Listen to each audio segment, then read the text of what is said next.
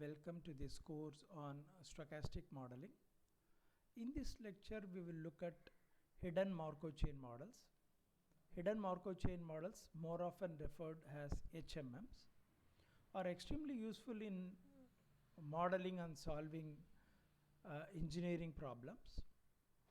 And because of its practical utility, we spend a good amount of time in understanding the hidden Markov chain models in this course. Let's look at the discrete time Markov chain DTMC xi I equal to 1, 2, 3 n and so on. So here x1, x2, x3 and so on are all an indexed family of random variables. It has a discrete state, so it is a chain.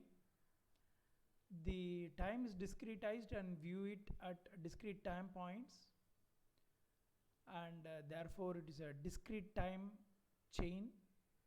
Further, it obeys the Markovian property. So if xi I equal to 1, 2, 3 and so on is Markov in nature, then we know that it obeys the following property.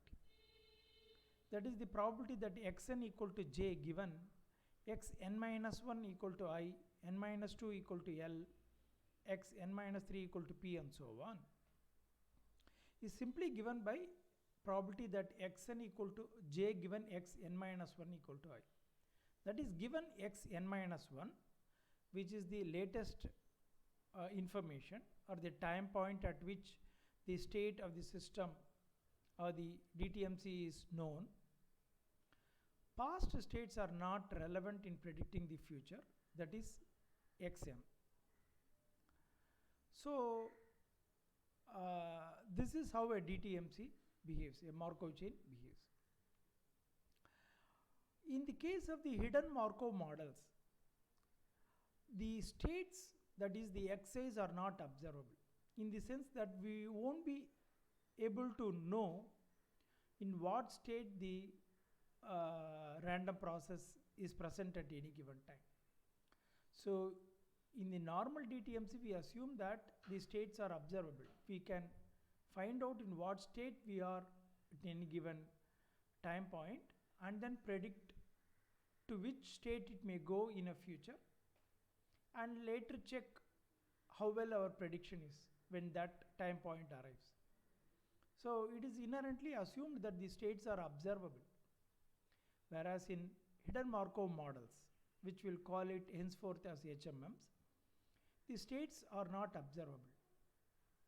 But rather what happens is, for every state, there is a quantity that is made available to us, and that quantity is, we call it as signals, and they are the one which are observables. So the states are not observables, but in each state the HMM issues a signal which are observable. That is, whenever the HMM is in a state, it emits a signal. That signal is what we can observe, but the states are not observable. Further, it is to be noted that whenever it is in a particular state, it is not to be misunderstood that it always emit a particular signal. If a given fixed or known signal is emitted in every state, then the states can be inferred by observing the signal, because if the signal that is emitted in a given state is deterministic, it's known, then automatically by observing the signal indirectly we can observe this state. So that is not the case. So the signal that is emitted in a given state is not fixed, deterministic, but that itself is random. So rather, in every state the HMM emits a signal randomly, and let us say in the ith time instant when the state xi is occupied, the signal that is emitted, we will denote it as si. Okay. However, what we can find out is the set of all signals that can be emitted by the Markov chain. In whichever state it is, we can list out all possible signals that the Markov chain can give out. So we can collect all these signals together and form what is called as the signal space. We will denote that signal space as psi. Psi comprises of all the signals that HMM can emit. So in the ith state, if signal Si is emitted, it is one from that signal space psi. So what happens is, in every state, every time instant, the process visits a state. The state is not observable, but the signal that it emits is observable. In the ith time instant, let Xi, capital Xi, be the state that is visited by the HMM, and small capital Si denote the signal that will be emitted at the time instant ith one, which is again a random variable, and its realization we will denote it as small si. So to again iterate, we observe a sequence of signals in the first, second, third time points, and that we will denote it as capital S1, S2, S3 and so on.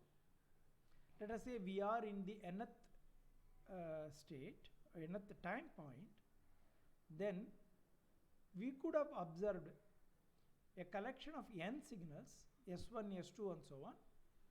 So these all we can record it and make use of it for any further predictions. This is all what we can do. Whereas the actual states visited in time point 1, 2, 3 and so on, x1, x2, x3 and so on, they are the one which forms the Markov chain, but they are not observable.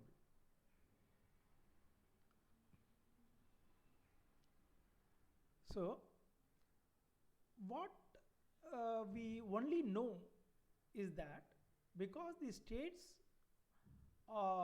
together form a DTMC, the state transition properties can be found out. That is, given that the state occupied at the n-1th time instant is I, probability that in the next time instant it will go to J can be found out, and that forms the one-time transition property Pi to J in one step. Of course, it is inherently assumed that they are all time homogeneous process, and therefore it is only the time difference that matters when we jump from one state to another. So the one-step transition probabilities Pij's for all pairs of states in the state space of the process are known, and therefore the transition probability matrix is also given to us. Further, we mentioned that in each state a signal is being issued which is random, and the signal that is issued forms is from the signal space psi. But what is known is that with regard to the relationship between the signal emitted and the state space occupied, is the probability that a given signal is issued when a particular state is occupied is known, and that is fixed. That is, let us say at the nth time instant, the state xn is I, which is of course not known, and in the nth time instant the signal issued, which we will call it as capital Sn, is observed and found to be small sn. Okay. So what is known is probability that Sn will be issued in the nth time instant when xn equal to I is fixed. So in each state, the probability of issuing different signals are all fixed, and that we denote it as P of Sn given I for all I in the state space of the Markov chain, and for all Sn from the signal space These are all given. These are very similar to the transition probabilities, but only thing is TPM is a square matrix where the number of rows equal to number of columns equal to the number of states in the state space.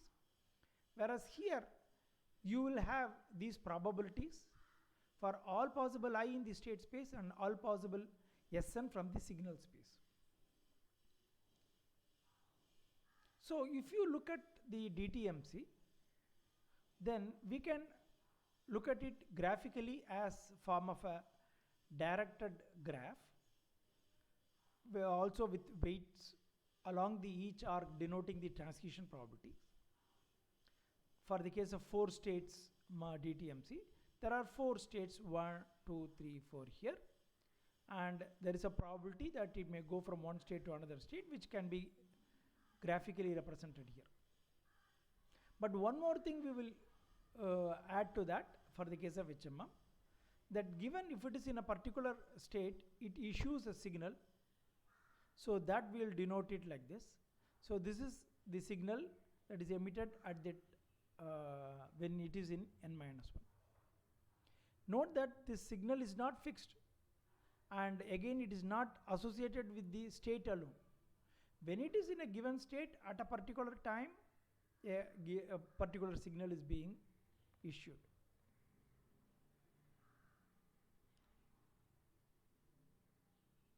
Well, so we will ask some question. How does the HMM emits a signal? The probability that a signal emitted from a given state is known. That is what we call it as P of S given I. So the random variable that a particular signal denoting the signal emitted in a particular time can all be defined. That is the random variable defining the signal emitted at the time 1, we will call it as S1. Similarly, S2 denotes the signal emitted, random variable corresponding to the signal emitted at the time 2, and so on. So S1, S2, Sn is again a family of random variables. So we can define a stochastic process, that is Si, I equal to 1, 2, and so on. But of course, this stochastic process cannot be easily characterized. First and foremost, it is not clear or not known whether that it is a Markov chain. So in general, it is not a Markov chain. But what is known to be a Markov chain is Xi, I equal to 1, 2, which corresponds to the state space of the HMM. So what we can tell is, suppose you are given a sequence of states visited up to a particular time n-1, and then the state occupied at the time n, then the probability that a given signal will be issued in the time n can be written as probability that Sn equal to small sn given xn equal to small xn, xn-1 is equal to small xn-1, and so on.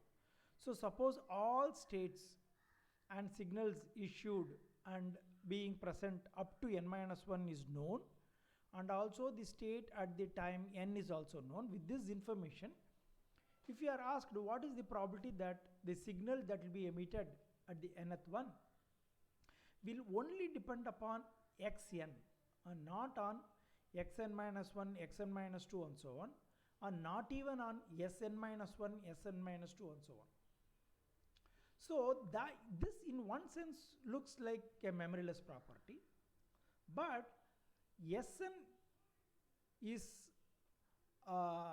dependent only on xn, not Sn-1. That is to be very carefully understood. So this equal to probability that Sn equal to small sn given xn is equal to small xn. And these probabilities are the one that are known to us. And of course the TPM, that is Pij's probability that given xn-1 equal to I, xn equal to j are all known to us.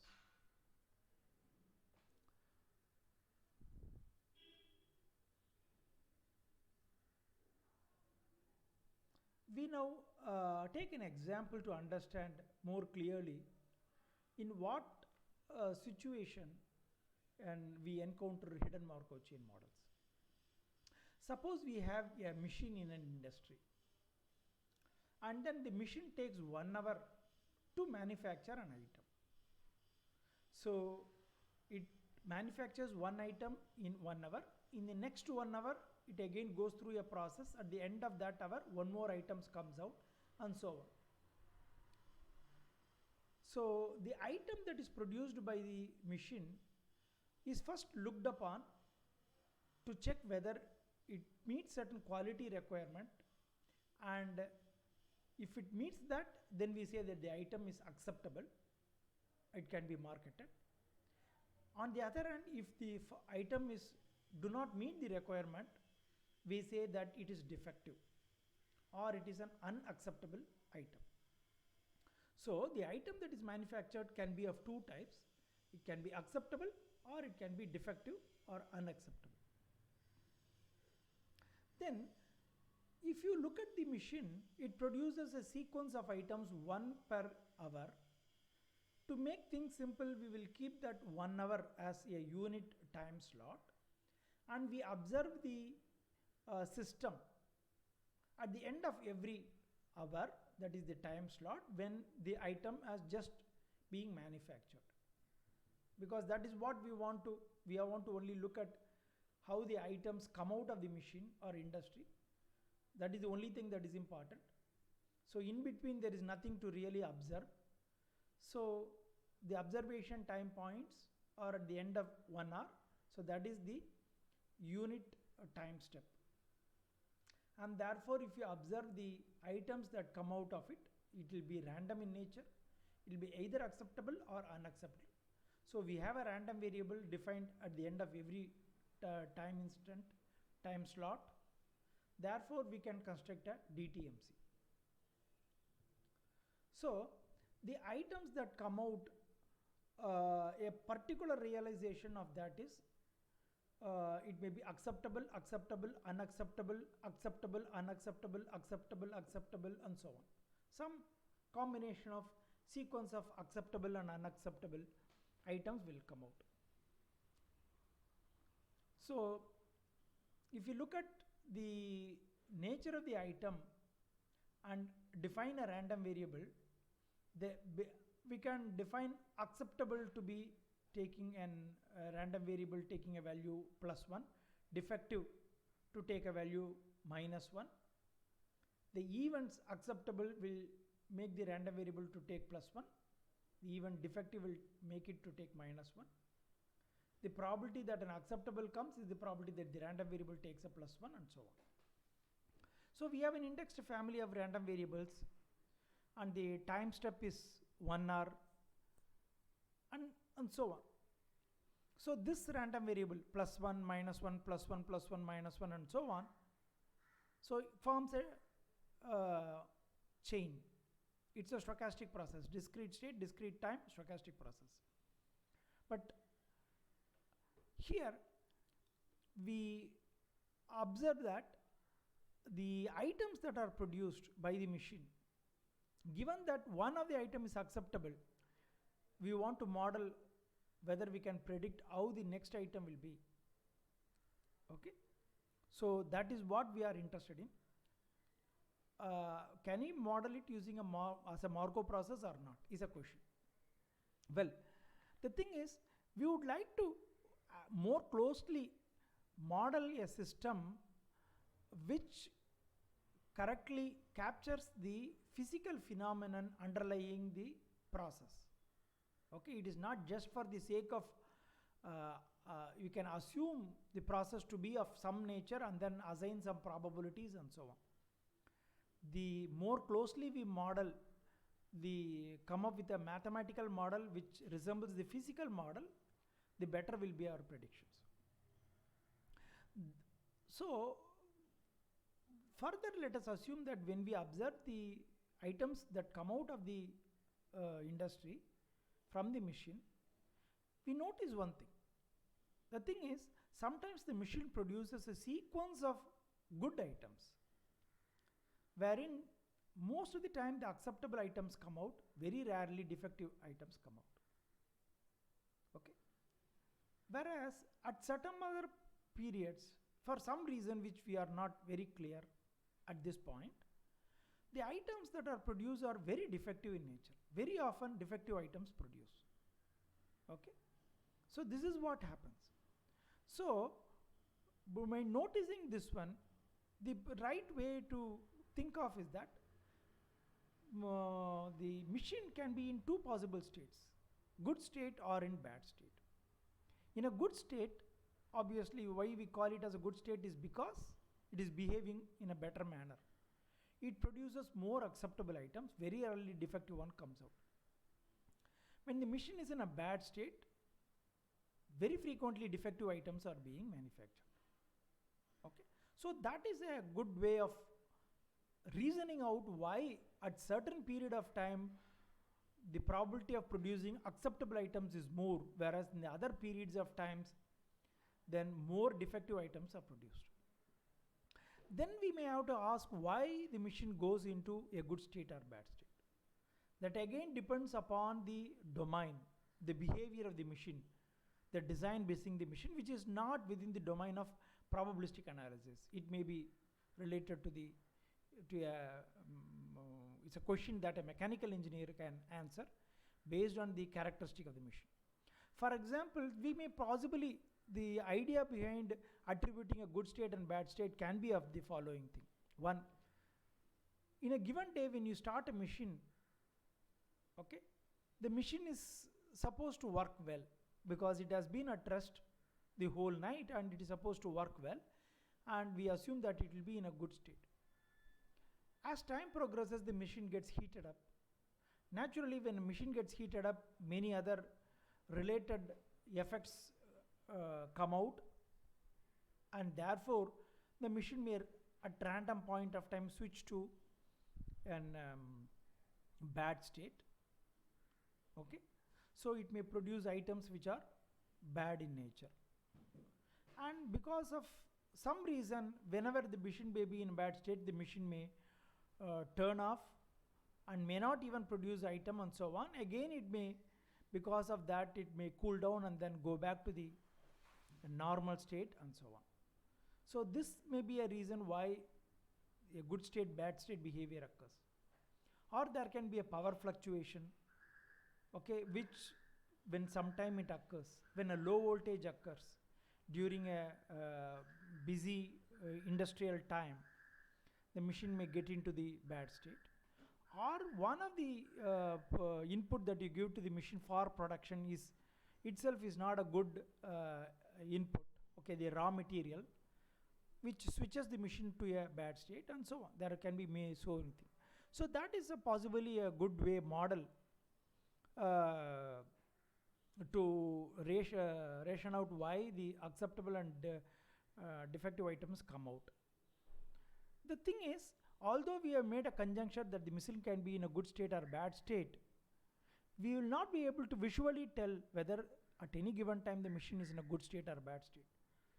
Visually, by looking at the machine, for example, if it is maybe a Xerox photocopier, and the more often the printout that comes out of it, the copies that comes out of it, sometimes there can be more paper jam, sometimes it comes out very nicely.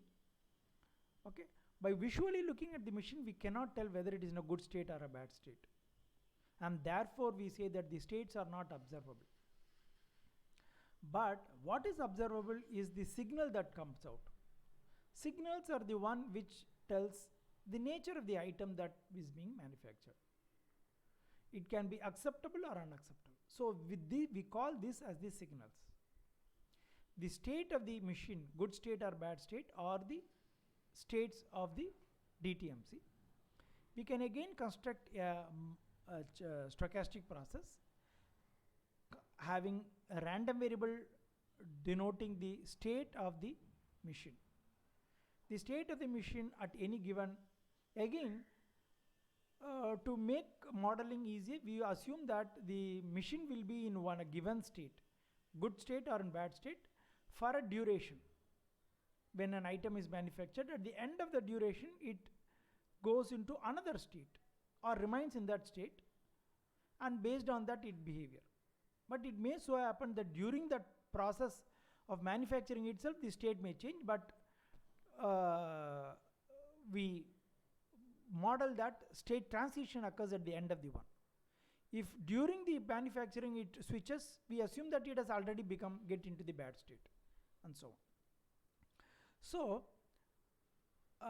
the state of the machine can be represented as x1, x2 and so on.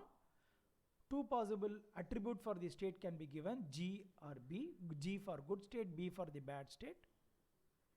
But again we can associate a random variable for these good and bad, 1 or 0.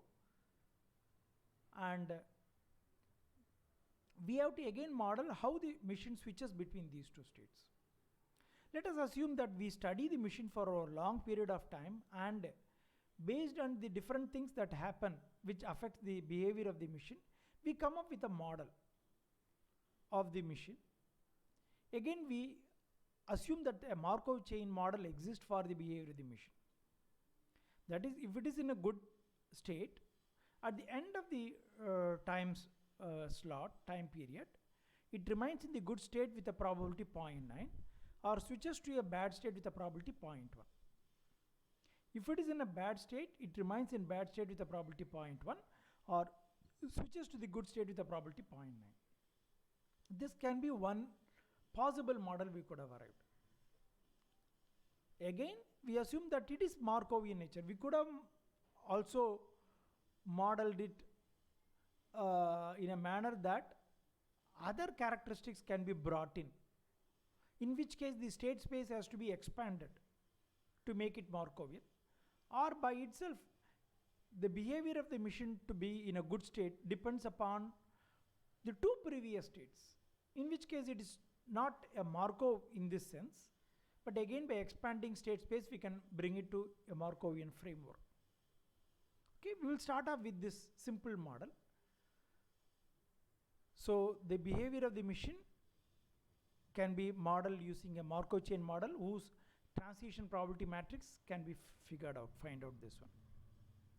The signals that are issued are either acceptable or unacceptable, which will denote it as capital A or capital U. So the signal space has two possible signals, capital A, capital U. An example of the sequence of signals issued by the machine is AAU, AU and so on, like that.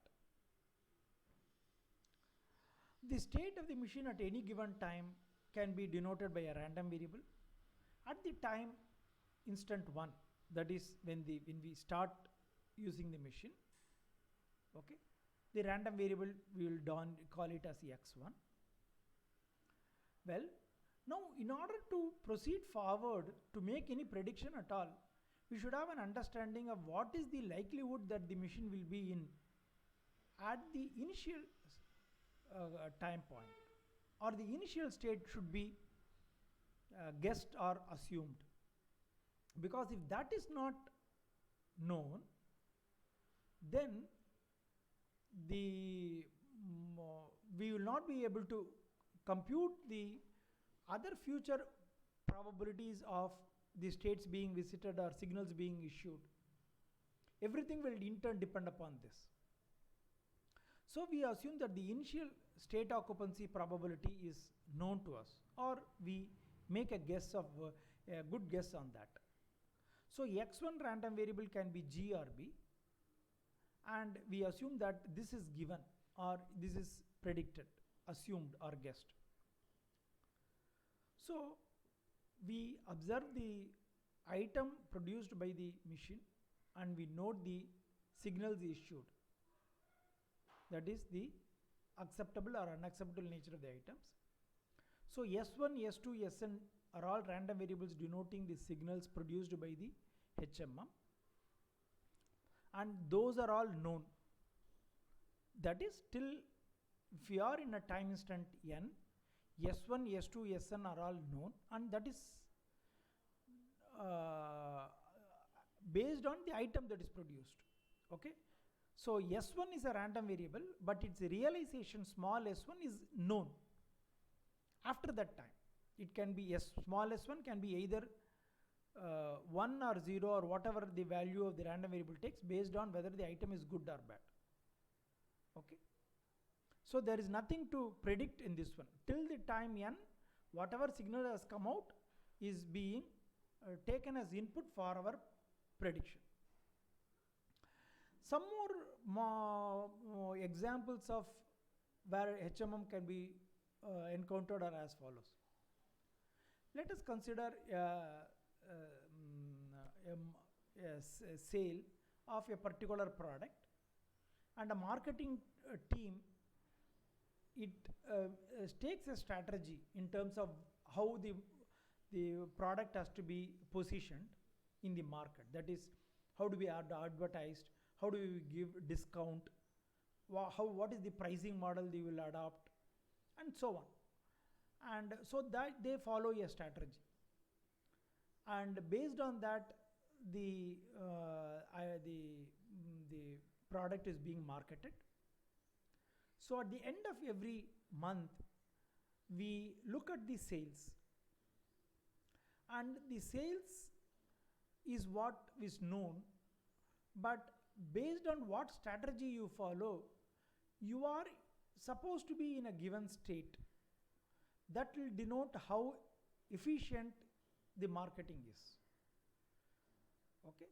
Again, the strategy adopted will decide the state of the marketing, which can be very good, good, bad, fair, poor, and so on. Which is not easy to figure out, because it is not only the strategy that the marketing team adapts, it is also how the market responds to the strategy. You may give out a discount, but the market may not be interested in such a discount because of some reason, because of external factors. Some other competitors might have given a deeper discount and so on. So maybe in a given state, that state is the one which affects the sales. That much because how else it will be affected. That state is not only dependent upon your strategy, it also depends upon the market. So the market and the strategy defines the states, which is not clearly understood. What can be measured or observed are the sales. Naturally, sales are a function of the state. So in every state, the sales is again a random quantity. You cannot tell that if you are in a good state, the sale will be so many units of item. Again, there is a randomness involved. Of course, you can measure the probability that the states will lie between this bound, okay, between 10,000 to 20,000 or 20,000 to 30,000, which these probabilities. So the signals that are emitted in a given states are all known, the probability of those things. And suppose you are in a state at a given month, then you will change your strategy and the market will also change, and therefore you will go to another state with certain probabilities. So those transition probabilities are also can be modeled by us. So this is another example of an HMM. The third thing is in a case of genetics. That is, in any given individual, there can be two genes that may decide the characteristics of the individual, which are being inherited from their parents. So the traits which are the manifestation of the shown by the individuals are based on the genes. That is the genetic disorders or diseases, whether someone is diabetic or colorblind, whether someone is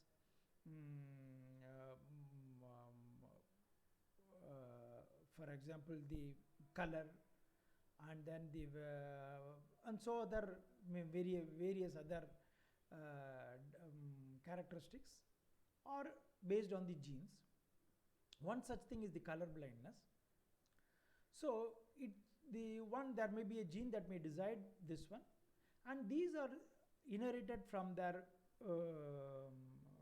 previous generation. But here it may so happen that a gene which may be present in an individual may be dormant or it may manifest. when we say a gene manifests, then the corresponding trait will be exhibited by the individual.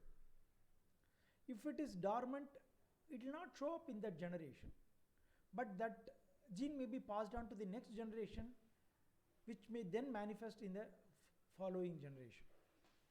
So this means that the probability that a gene is being carried by an individual or not defines the DTMC. We observe generation after generation, so it is the that is the time instant at which we observe, and probability that probability that given your gene is being carried by an individual, given that it is propagated to the one, all these transcription properties can be found out. But what is observed is the traits.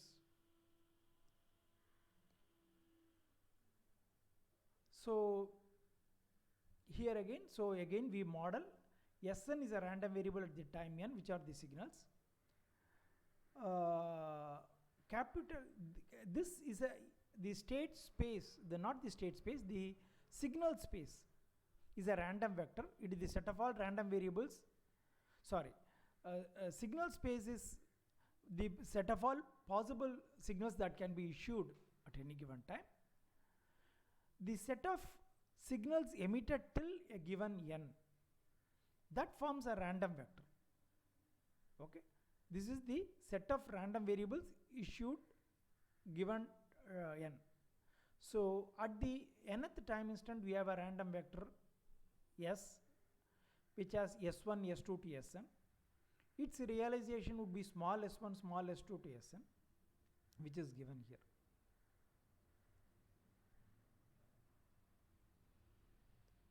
So what state will be, so given this signals that are issued till n, so we would be interested in what will be the state at n plus 1, n plus 2 and so on.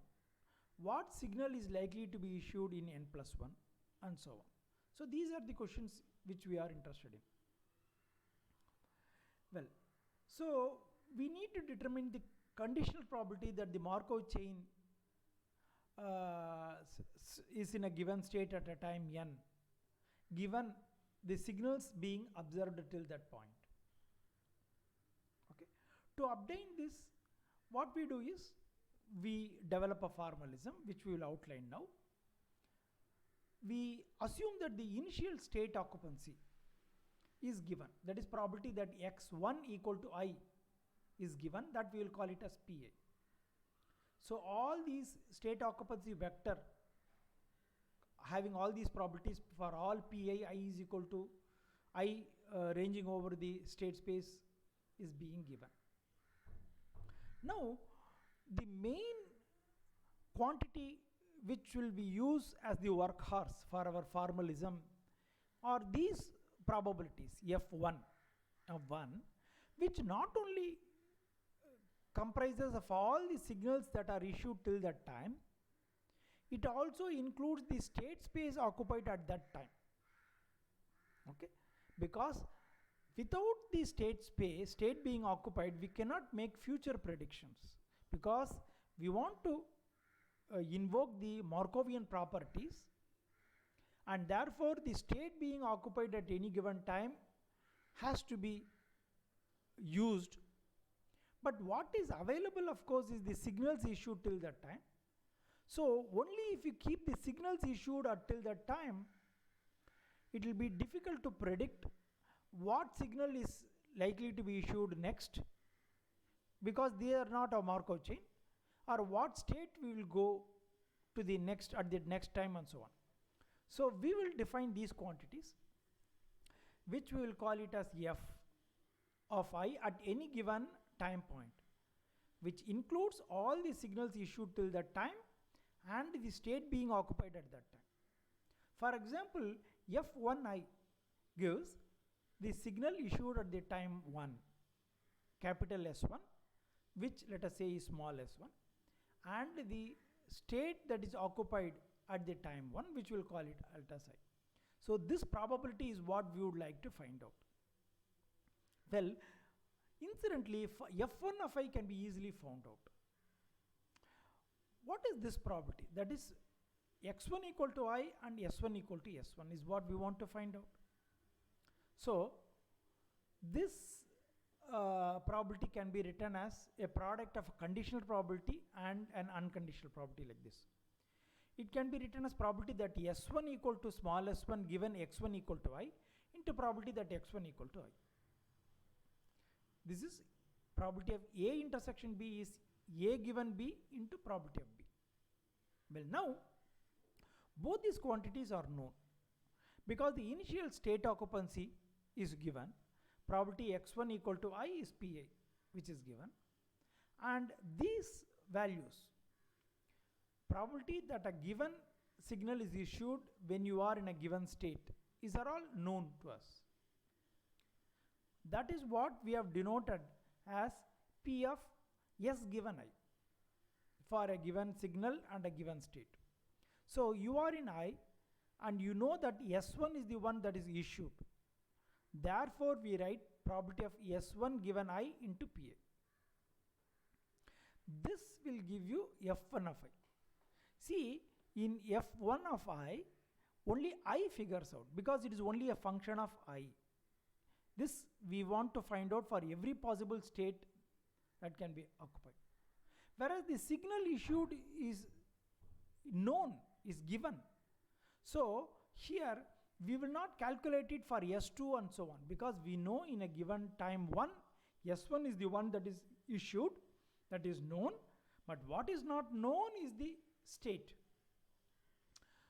Okay, so we find in 1 the system, the state occupied is I. Of course, the signal given is known, which is S1. So we find F1 of I like this one. If you want to find out for a different state J, again it is simple. Pj into P of S1 given J. For a K, it is Pk into P of S1 given K. So here S1 is fixed because that is what we have observed. We don't have a say on what we are going to observe. That is given to us. So these quantities can be found out for every possible I in the state space. We can use this and move forward and then find for the time instant 2. That we will call it as F2 of I for I were ranging over the entire all possible states in the state space. So we will keep track of these F's, F1 of I, F2 of I, F3 of I and so on for all possible states in each time. Once we have all these quantities, then we will show how they can be used for making predictions. Okay. So we are going to recursively determine the F's. For that, we will just look at F1 of J. What is F1 of J? That is probability that you are in the state J at the time n. That is xn equal to J. Along with that, the condition that the signals that are issued are as we have observed. That is S1, capital S1 is equal to small s1, capital S2 is small s2 and capital Sn is small sn. All these are given to us. That also we will put it into the condition. So to make compact, we will call this S1, S2, Sn, the random value variables S1, S2 to Sn as the random vector S, n, because till n and the realization as small s. So we will write it as here as Sn. So this is a vector, random vector till time n is equal to the random vector small sn. Okay. Of course, this should also be a vector one. Well, now how do we find out this one? Okay. What is the use of this? Suppose we have got these quantities. What can we do with that? This is what we are going to illustrate now. Suppose we want to find out what is the probability that xn equal to j given Sn. That is, we have observed signals till n. We want to predict what would be the state the system will be in the nth time instant. Okay? How do we find out? Note that once we know this one, once we have some numbers denoting the probability of xn equal to j, we can find out what is the probability xn plus 1 equal to I, because it has to go from j to I. If you multiply it by pji, you will get that. You can also predict what will be the signal issued in that state, because you have to just multiply it by what is the probability that that signal is issued from the state I. So those things can be found out. So this is a crucial quantity we need to find out. And this conditional probability can be written as follows. Probability xn equal to j, comma Sn equal to s, given divided by probability Sn is equal to s. So here what we have to do is, so it's similar to the Bayes theorem, finding the posterior probability. So to find probability that Sn equal to s, you condition it by adding xn equal to j and then sum it over all possible j's. If you also condition with xn equal to j, you will get the top quantity, which is f and j, and sum it over all j, you will purely get Sn equal to Sn. So the bottom, the denominator, you will get sigma over I fn equal to I. That will simply remove any dependency on the state, but only give the conditions on the signals. So this is what we mentioned. Suppose we keep track of fn of j for all possible j's in the state space, then use this one. This is only purely functions of f's. Till the time n, if we can come out with this one, you will be able to predict this, and then all possible future questions can be answered using that. So let us concentrate on this one.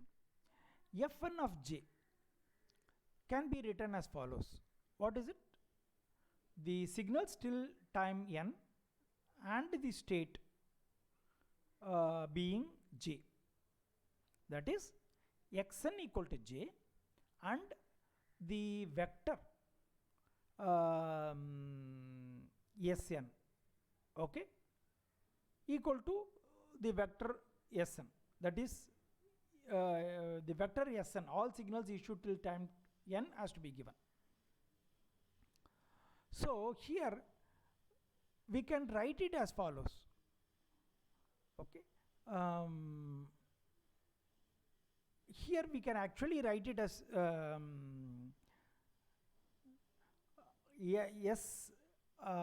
n, which is the set of all vectors. Actually this has to be n minus 1. Set of all signals which comprises the random vector till n minus 1, okay, and the signal at the time s. So this is the random vector till n minus 1, and this is the actual signal at the time n. Okay, so this has to be a random vector, this has to be a signal. So we can write it. So that will come, the random vector Sn has split into two, random vector till n minus 1 and the signal at the time n. Then again we can split it, okay, as xn equal to j, xn minus 1 equal to I. We introduce this condition, and then what we do? We will put the random vector n minus 1 and the signal at the time n. Only thing is, we have included one condition, that it in n minus 1 it occupied I, and then we will uncondition it by summing it over all I. If we do so, we will retrieve this one. Now if you look at this one, this can be again written, that is all signals till n minus 1 and the state at n minus 1 together correspond to f n minus 1 of I. All signals till n minus 1 and the state I, this is what, okay, we have written as, this is how we have defined Fn. So because we know till n minus 1, this is Fn minus 1 of I. And what is this? To write this one, we will write Sn equal to the state at the time n is equal to Sn, and the signal at the time n is equal to small sn, and the state at the time n is equal to j, given x n minus 1 equal to I, multiplied by this. So before that, if you look at that one, we have clubbed these two and written it as Fn minus 1. And what remains is that is, so here we put that condition. See, this is A intersection B written as A given B into B. That B is what we have written as Fn minus 1 of I. See that this is present in this place. Signals till n minus 1 and the state at n minus 1. Given this, what is the probability that J will be the next state and Sn will be the next signal? Now, if you look at this one, you are given the state at n minus 1 and the signal at n minus 1. You are asked to predict the state at n and signal at s. But now we know that x is a Markov process. So xn will only depend upon xn minus 1. It is not going to depend upon the signal. And that is given by the transition probabilities. Number 1. Number 2 is Sn is going to depend upon xn. If you know in what state you are at a given time, then which signal, this probability that a given signal will be issued in that state is also given. So these two actually can be figured out. It is nothing but the transition probability from I to j, which we'll call it as Pij, and the probability of issuing the signal Sn in the state j, which is written as this probability. Probability of Sn given j. Okay. So we can write Fn j as being in the state I in n minus 1 issuing signals till n minus 1 multiplied by the transition probability from I to that particular state j, Pij, and the probability of issuing this, the Snth signal, which is what we have observed at the time n from the state j. So by using this equation, we can find out Fn j's. But here you see that because in the nth time, Sn is what is being issued, which is being observed by us, which is, there is no, that is the only signal that is observed. So we can take it out of this summation, that is known. So P of Sn given j can be taken out. So what remains to be summed is only this one. So if you can keep track of n of I for all possible I at the time n plus 1 can be figured out by using this formula. N plus 2 can again be applied by this formula and so on. So all these quantities can be figured out. And that is going to be a workhorse for finding the different predictions we can make using the hidden Markov chain model. Thank you. We'll stop at this point.